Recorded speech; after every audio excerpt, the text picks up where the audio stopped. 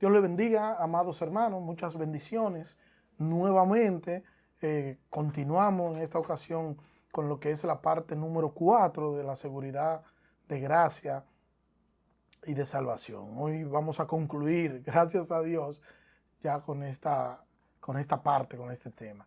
Y permítame citar el texto número 4 de dicho tema, de nuestra confesión de fe, y cito: la seguridad de la salvación de los verdaderos creyentes puede ser zarandeada, disminuida e interrumpida de diversas maneras, por negligencia en conservarla, por caer en algún pecado especial que hiere la conciencia y contrista al espíritu, por alguna tentación repentina o fuerte que por retirarle Dios la luz de su rostro, permitiendo aún a los que le temen que caigan en tinieblas y no tengan luz. Sin embargo, nunca quedan destituidos de la simiente de Dios y de la vida de fe, de aquel amor de Cristo y de los hermanos, de aquella sinceridad de corazón y conciencia del deber, por los cuales,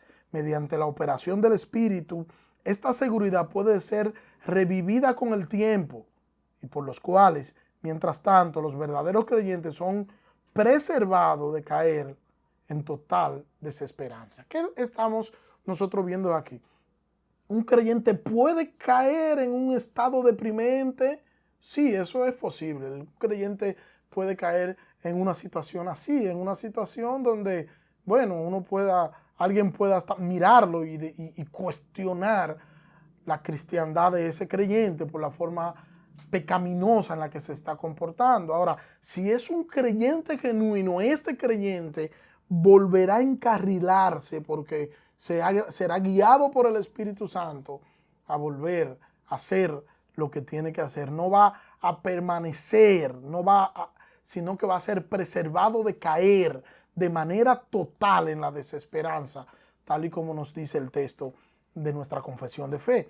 Y creo oportuno que nosotros podamos ver el Salmo 51, y el Salmo 51, que es un salmo de David. Y es interesante, de hecho, el decir y el citar que es un salmo de David, por lo que representa y lo que significa David. De hecho, en el Antiguo Testamento, nosotros vemos a David como un ejemplo, como alguien que vivió en la ley, o vivió bajo la ley, pero vivió por gracia.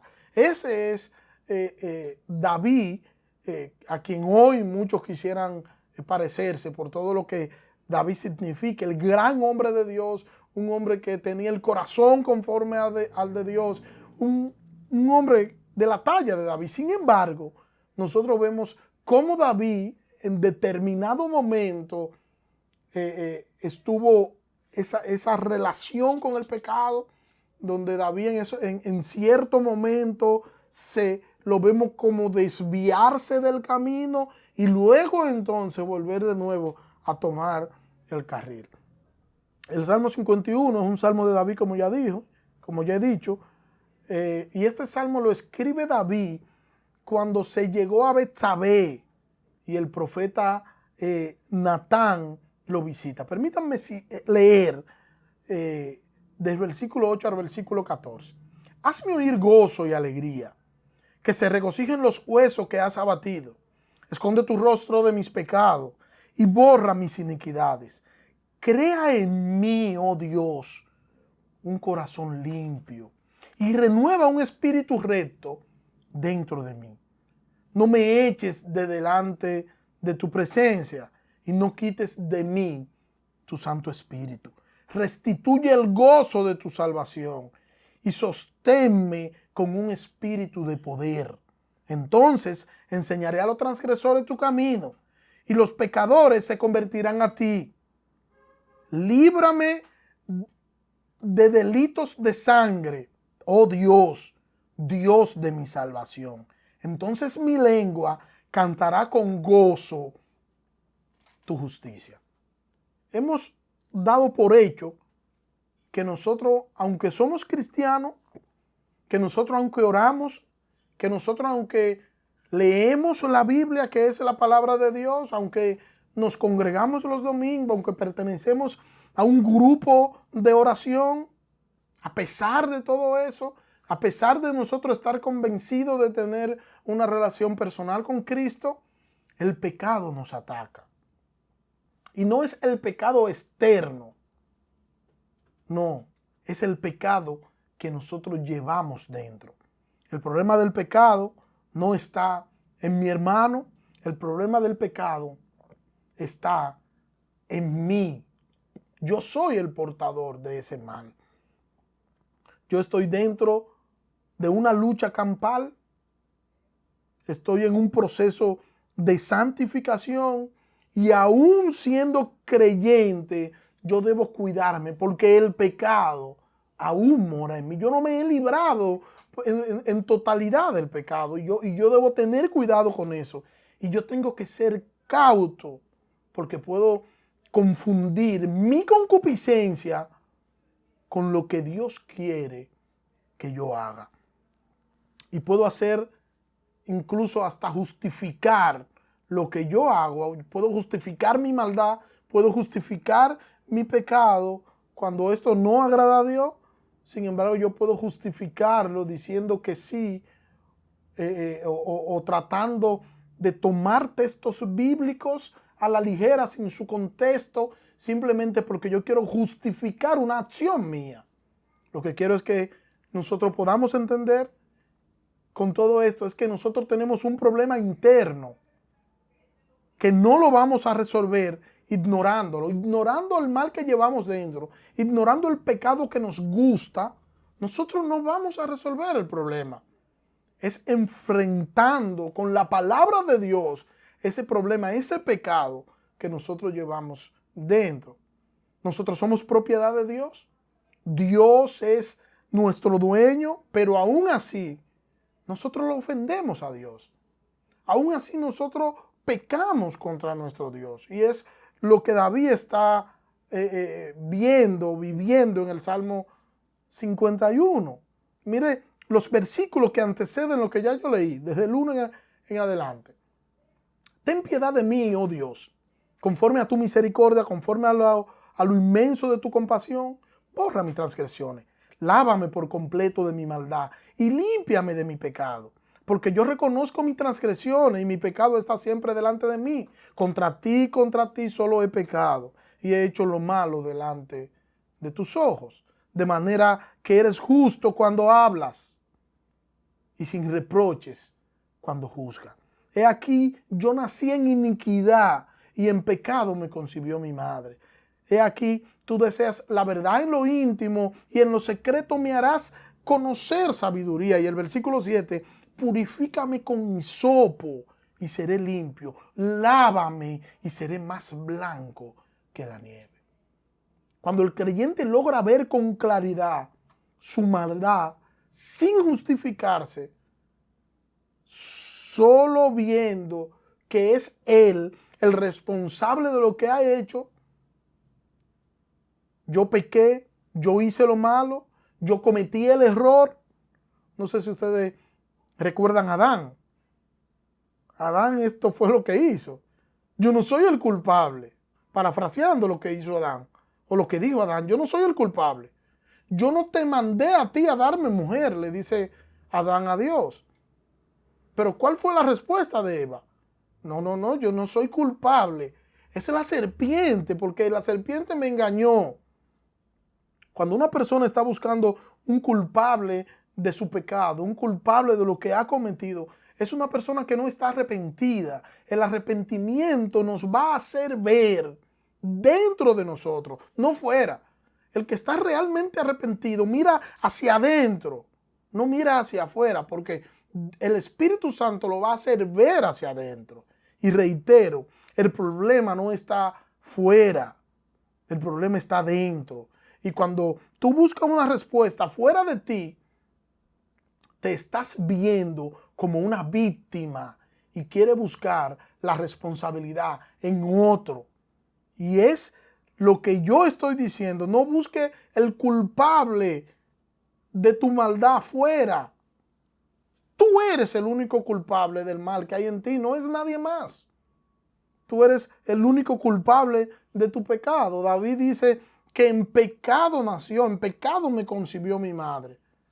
Él no está diciendo aquí que bueno, que cuando él nació, entonces al él nacer, él es pecador. No es eso que está diciendo él. David está diciendo que él es pecador por naturaleza y reconoce que Dios aborrece el pecado. Eso es lo que está haciendo David.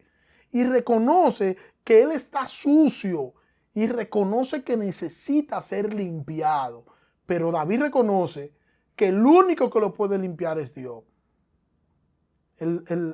Pero él sabe que por su propia cuenta él no va a poder hacer absolutamente nada. Y le dice al Señor que lo limpie de su maldad, que lo limpie de su pecado.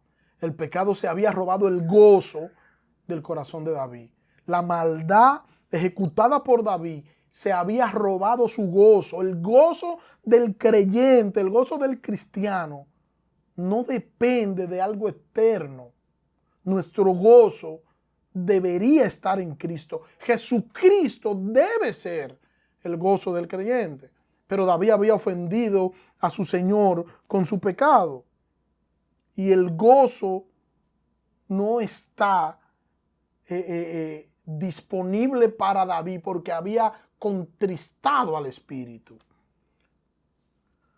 Y esto es lo que vemos y esto es el enfoque que vemos desde el texto que leemos de la confesión de fe. El gozo para nosotros tampoco debería estar en un alta médica, ni debería estar en una libertad económica o en una fluidez económica. El gozo del creyente está o debería estar en Cristo. Vivir gozoso en medio de la crisis es una actitud o debería ser una actitud propia de un creyente. Y algunas veces nosotros vivimos como que esta vida es lo único que nosotros tenemos. Y tenemos que aferrarnos a esta vida como si ya esto es todo. Y olvidamos que nosotros estamos de pasada y que un día nosotros estaremos con nuestro Salvador, con nuestro Señor. Un día nosotros estaremos junto con nuestro amado y eterno Salvador. Y nuestro Señor va a secar las lágrimas de nuestros ojos. ¿Recuerdan a Pablo? Cuando en Filipenses escribe allí desde una cárcel, pasando toda la necesidad y vicisitudes que usted pueda imaginarse. Pero Pablo sabía que el gozo, que su gozo no dependía de las circunstancias. El gozo del creyente depende de su relación con Cristo. Como tú afrontes la vida diaria, eso te va a decir cómo está tu relación con Cristo. Y es el énfasis que hace el apóstol Pablo en Filipenses. Tu gozo depende de tu relación con Dios, no de las circunstancias. Eso es lo que le está diciendo el apóstol Pablo a los filipenses. O sea, no importa cuán difícil sea tu situación, cuán difícil sea tu crisis, cuán dura parezca la crisis, cuán oscura parezca la noche. Nuestra esperanza está en Cristo, quien es nuestro eterno y amado Salvador. Y nuestra confianza está en Cristo, debería estar en Cristo, y no en nosotros ni en algo que nosotros pudiéramos hacer o esperar de la esfera de este mundo. El Señor debería ser nuestra fortaleza, nuestra confianza. Nosotros deberíamos estar confiados en las promesas del Señor porque nos ha dado promesa suficiente para que nosotros podamos vivir en este mundo en paz y tranquilo, esperando en sus promesas.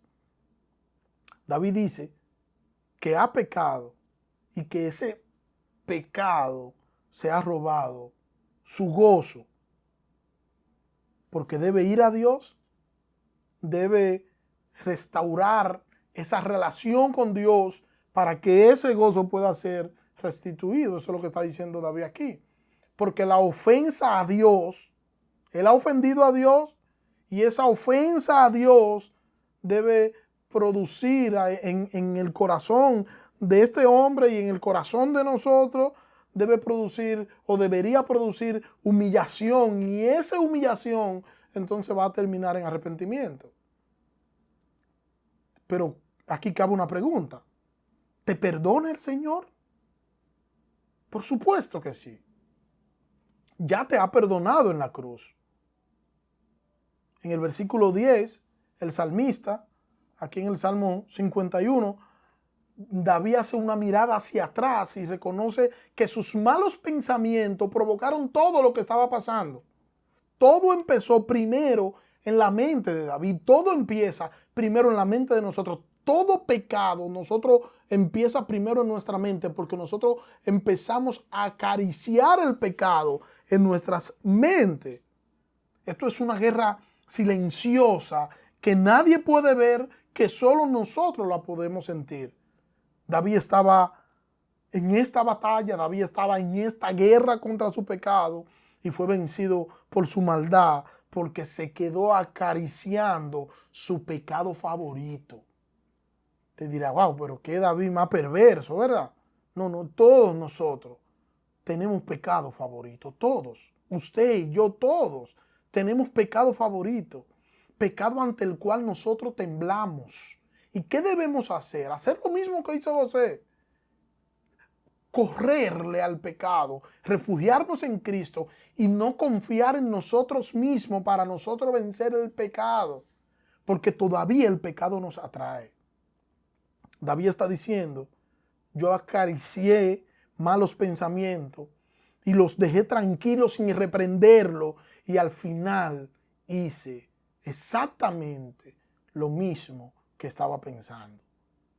Esos pensamientos se reprenden, esos pensamientos se llevan cautivo a Cristo y David está pidiéndole a Dios que renueve su interior para que él pueda estar limpio y así en el futuro él poder actuar de manera diferente.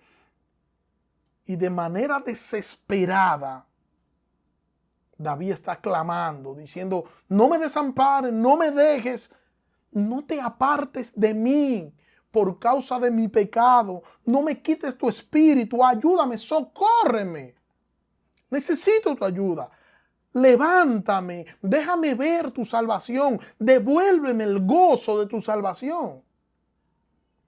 David estaba en el lugar correcto, en el lugar donde nosotros debemos estar cada vez que nosotros estemos necesitados, en el lugar donde debemos estar cuando llegue la crisis, en la presencia de Dios. Ahí estaba David.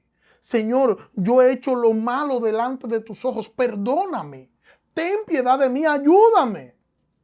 Necesito tu ayuda. Sin ti no soy nada. Perdona mis pecados. Y que tu Espíritu Santo me conforte. Porque si tú me limpias, yo seré realmente limpio. Tú eres el único que lo puedes hacer, Señor. Necesitamos desesperadamente el socorro de nuestro Señor. Que el Señor nos mire con ojo de misericordia y que el Señor no tome en cuenta nuestras iniquidades. Que nosotros podamos entender que somos los responsables de nuestro pecado. Y que podamos ir al Señor y decirle, Señor, yo soy culpable. Yo estoy aquí. Yo necesito tu perdón. Yo no vine a justificarme. Yo estoy aquí reconociendo que soy nada sin ti. Que no podré seguir adelante si tú no me guías, que tú eres lo mejor que yo tengo y que yo necesito tu paz, que tú me des fuerza, que tú me des paz, que tú me des confianza.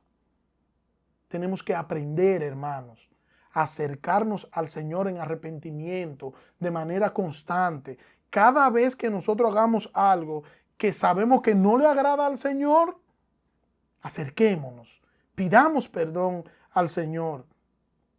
Acerquémonos.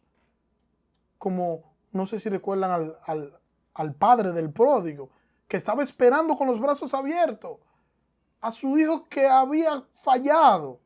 David está pidiendo que le ayuden a obedecer y que él está dispuesto a obedecer, pero que le ayude, le está pidiendo ayuda y socorro al Señor. Tenemos un Señor poderoso, quien nos guarda del mal y quien nos sustenta, quien nos guía, quien nos fortalece. pero estamos aún en este cuerpo de pecado, donde muchas veces vamos hasta orar. Mientras estamos orando, vamos a tener malos pensamientos mientras nosotros estamos orando. Y en medio de todo lo que nosotros podamos estar pasando, nosotros debemos llevar nuestros pensamientos cautivos a Cristo. Hermano, debemos llevar nuestros pensamientos cautivos a Cristo. Necesitamos entender que nosotros necesitamos de manera desesperada el socorro del Señor. Que somos dependientes y que su ayuda es todo lo que nosotros necesitamos. Necesitamos su perdón, porque siempre tendremos problemas con el pecado, pero siempre podremos sumergirnos en la fuente inagotable de gracia y de perdón. Dios te bendiga.